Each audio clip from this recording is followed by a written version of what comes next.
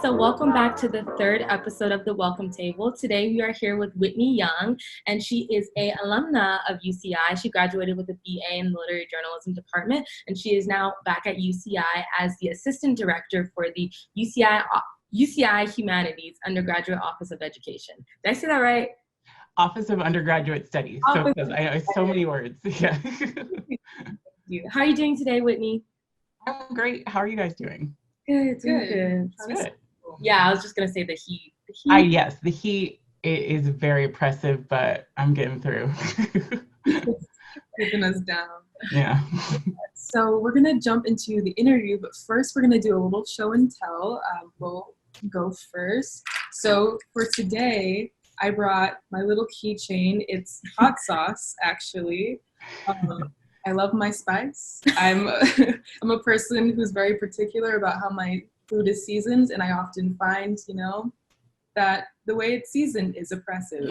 So I have to my own hands with my special ghost pepper sauce. Isn't it cute? That's amazing. Ghost pepper, wow. So worth it. So. Yeah. Awesome. What did you bring for us to share, Whitney? So I love to crochet. My mother taught me how to crochet. It's kind of been a lifelong hobby. I did it in high school. I would make blankets for local hospitals. So during quarantine, I've been picking up on a lot of crochet projects that I kind of neglected. So one of the things that I made was this top. My background's gonna mess with it, but it's like a sunflower top. I'm really proud of how it came out. I didn't have a pattern. I just saw like an inspiration photo and I decided to work on it. So that's one of the hobbies that I've been doing during quarantine that has really helped me like stay, mentally okay and feel like I'm making progress. So yeah.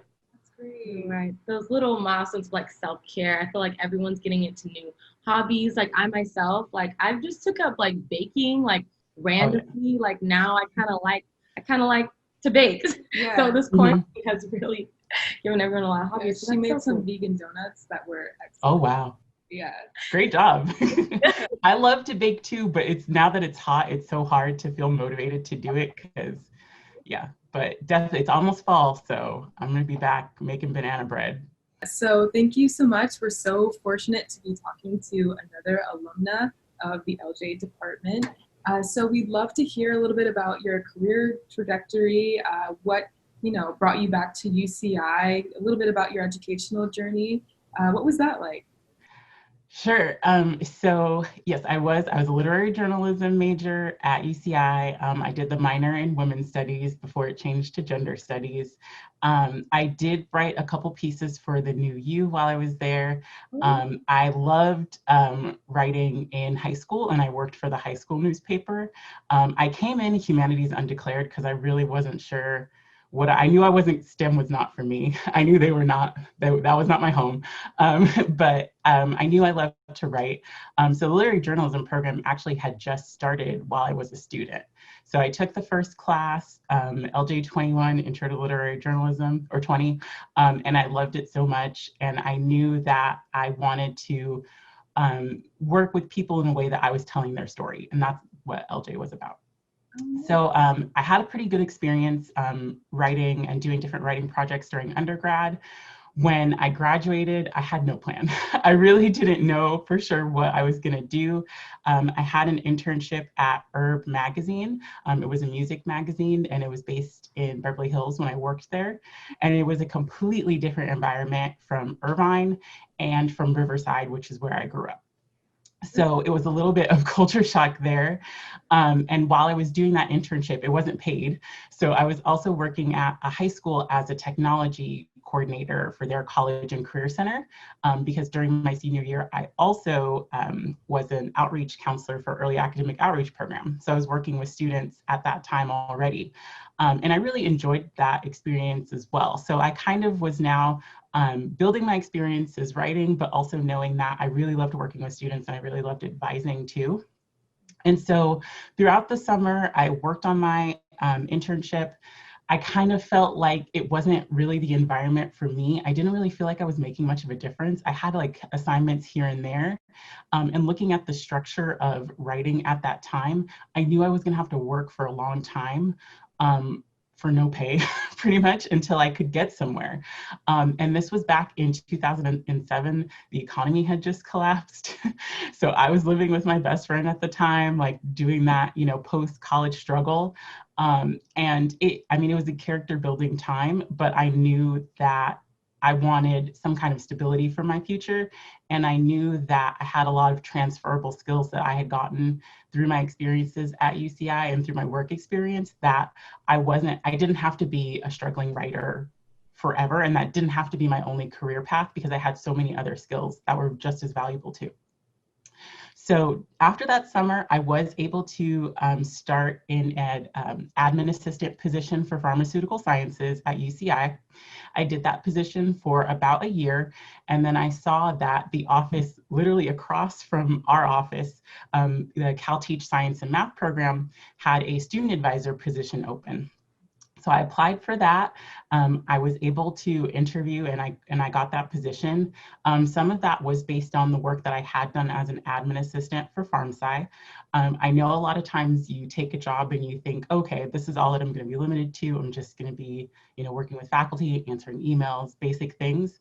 But I took the opportunity while I was there to say, oh, is there a student event I can help out with? Is there a forum that I can help, put together? And all of those little opportunities that I saw to work with students, I took while I was there, because I knew, even though I'm an admin assistant, I might not want to stay in administration forever. I might want to get back to working with students, or I might want to, branch out into even bigger projects. So that helped a lot. And then once I was in Cal Teach, I was advising pretty much full time. I ended up working with the School of Education as a counselor. And then at a certain point, I decided, okay, if you're going to be in advising, you need to decide if you want to get an advanced degree and if you really want to take this as far as you can and make it your career. Because a lot of the structure with advising is either you have a lot of experience as a student affairs officer at a certain level, and then eventually after 15 years, you can be an assistant director, or you can get that advanced degree and move things along a little bit quicker.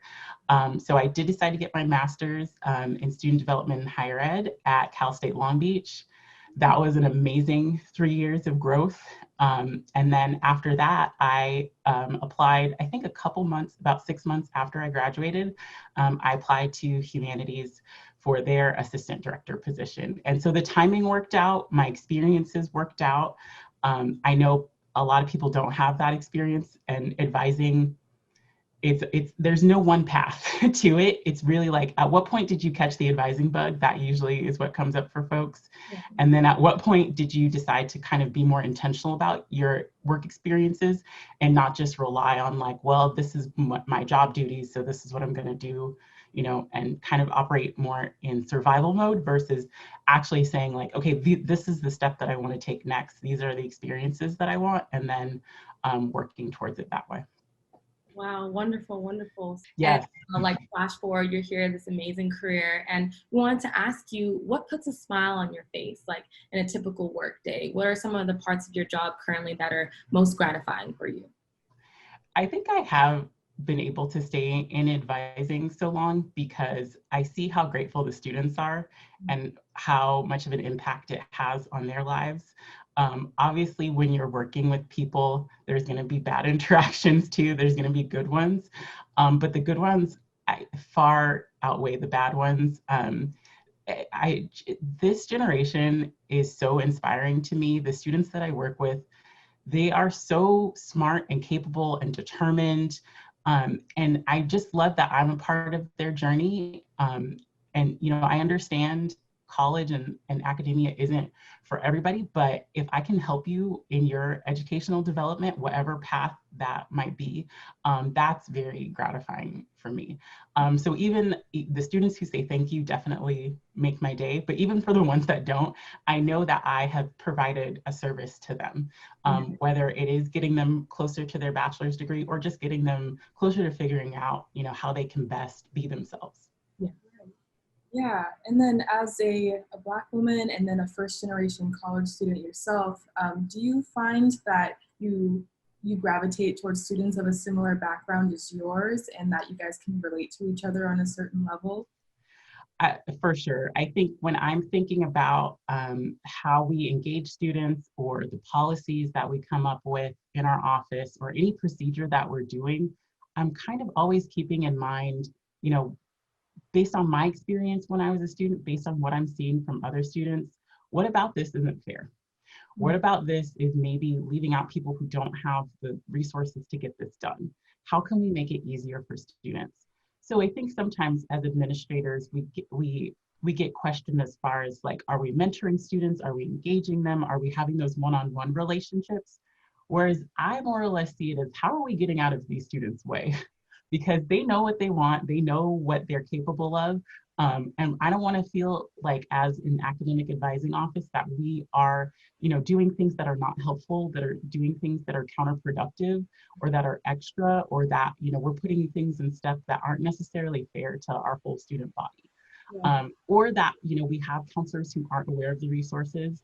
So like staying informed, making sure that we're all, doing our best practices, that's how I kind of see myself as an advocate for students. So it doesn't have to be, big moves. It doesn't have to be mentoring relationships. It really is just like, what are you doing as an administrator that is making sure that everybody's accountable to these students that we have to serve, and making sure that we're not doing things that are really, like I said, getting in their way. Right. It seems like you have a really strong vision for how you represent those students. And, with your presence, we also wanted to ask, have you seen any noteworthy changes at UCI? Oh, for sure. Especially from the time that I was a student. I think part of that is, student population has changed so much since I was a student. And there is a criticism about higher ed that, we are kind of reactionary and we are slow to make changes. But in the time that I've been at UCI, especially with the introduction of the SOAR Center, the Fresh Basic Needs Hub, I think there's a real recognition that we have to support our students as best as we can. So it doesn't come down to just having students at our university and kind of turning them into middle class citizens. It's about supporting them along this journey, whatever academic steps that they want to take. And it's hard to do that if we ignore kind of what's going on outside of the classroom, or we ignore what's going on off campus. So it's really like I've seen a greater shift to counseling the whole student and not just fixing individual issues as they come up. I've seen conversations about, okay, well, what can we do to be more proactive about certain issues? Where can we create spaces for students to discuss their issues in a way that's more healthy and productive, and it doesn't get to the point where there needs to be a protest or we have a bunch of students who just leave, because that's the reality. Is what I've seen is students are more likely to just discontinue their journey or decide that college is not for them. Whereas I think education is for everybody, and it should be for everybody, and we should be creating an environment where it is for everybody. So while of course there's always more that we can do, I think a lot of the steps that UCI has taken, especially for a large public university that has so many layers to it, they've happened pretty quickly, and I think they really have met the needs of our students.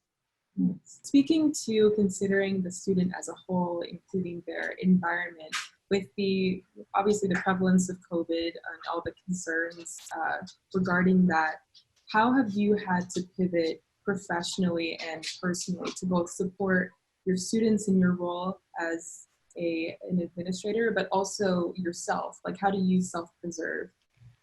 For sure. Well, when we kind of got the mandate to work remotely and that things would be shut down, at first I was like, okay, well, what immediate needs do we need to take care of? How are we going to communicate with students? What do we need to be like the most clear about? And I was definitely operating in just like survival mode day to day. And then at a certain point, we did start, advising again in more real time with chat services.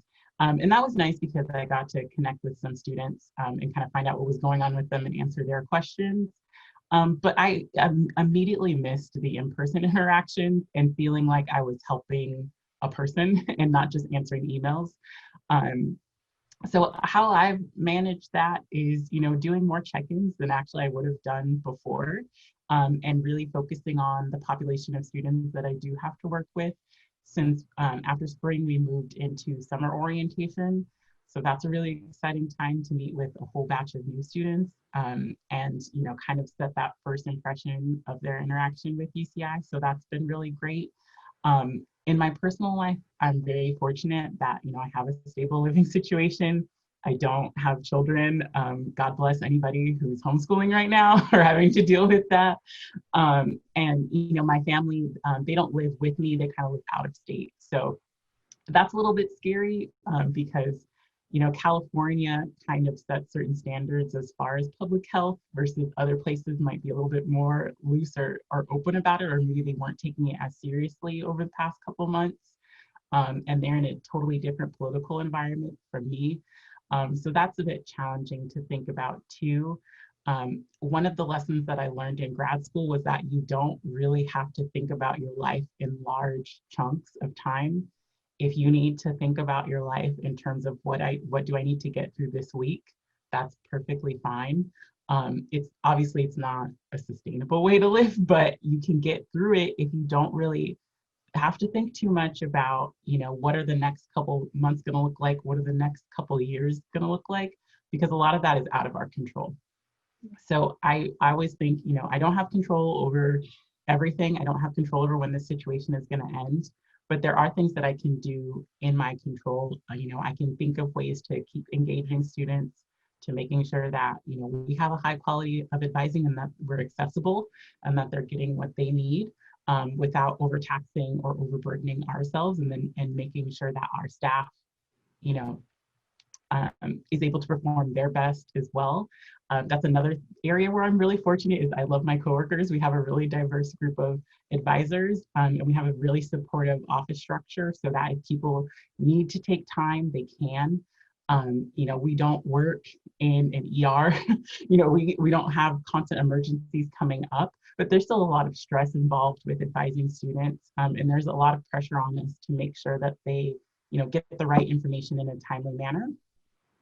And what helps with that stress is having good relationships with each other and knowing that I can rely on other people from my team. I have a really supportive supervisor who, is very aware of what's going on in the outside world and doesn't take it for granted that I'm just going to be able to show up every day, and understand, the significance of what we're going through in the world right now, and how important it is to not ignore that.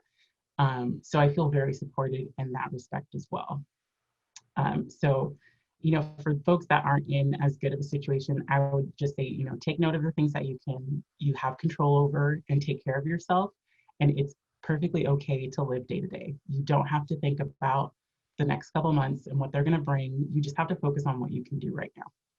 Right.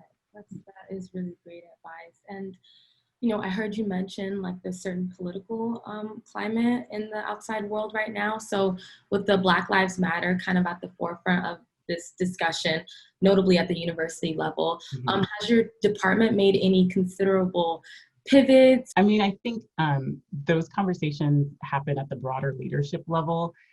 In our office, like I said, my supervisor has been very supportive, has checked in with me, has offered, give me time off or whatever space that I need, or been very supportive of the dialogue that we have in our office as well. So we're all on the same page about everything. So that's been really great.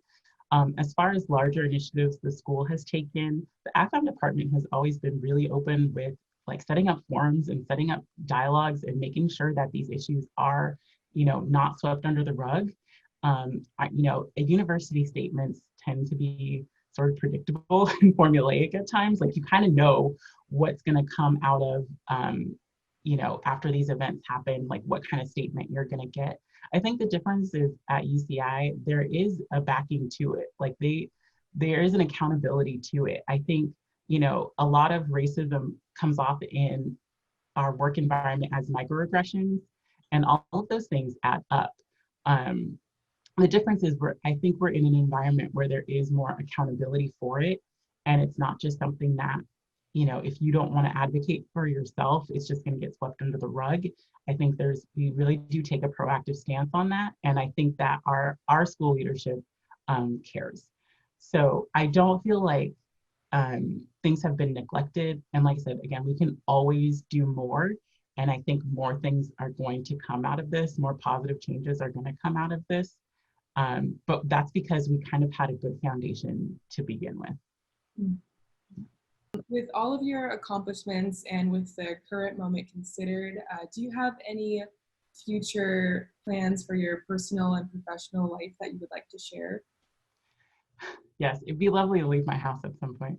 No, I think in my future, I definitely see continuing to work with students in an advising capacity, but I also really want to get back to student research. While I was completing my master's degree, I did my thesis on the impacts of participating in undergraduate research for first-gen and low-income and other marginalized populations. And what I found was that even the simple act of a student doing a research project brings out so many skills and experiences that they brought with them, all that cultural capital that students bring with them to campus. The research experience really brings that out. And I had an inkling of that when I was an LJ student, because the process of doing research and interviewing and putting your story together, I mean, that's a research project. Everything I did in all my classes was a research project. And I noticed how that really connected for me with my identity and being able to bring that through in the work that I produced. And it was a really valuable and meaningful experience. And so I really love to be able to do more student research related to topics like that. Like, what are students bringing with them that really helps them be successful? And how can we be supporting that and looking for that while they're at UCI? And I would also really like, of course, Monday to move up leadership-wise, maybe get into a director level position, because I do feel like you can make more impactful changes. But the further you move up, the further you get away from students. So it's a little bit of a struggle. So I think incorporating research would really help me out with that. I would love to teach yoga. I'm actually really passionate about yoga. It's something that I've been doing for the past 2 or 3 years. And the more you do it, the more you want to share it with others. It sounds kind of cultish, but it's true. I'm not an athlete whatsoever. I did band when I was in high school. I have no physical capabilities, but there's something about yoga. It's very individualistic and it's very empowering on its own. There's no yoga competitions.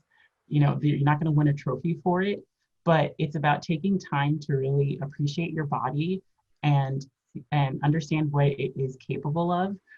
It's not about doing, fancy tricks. It's just taking that time to really reflect and to build an appreciation for your body.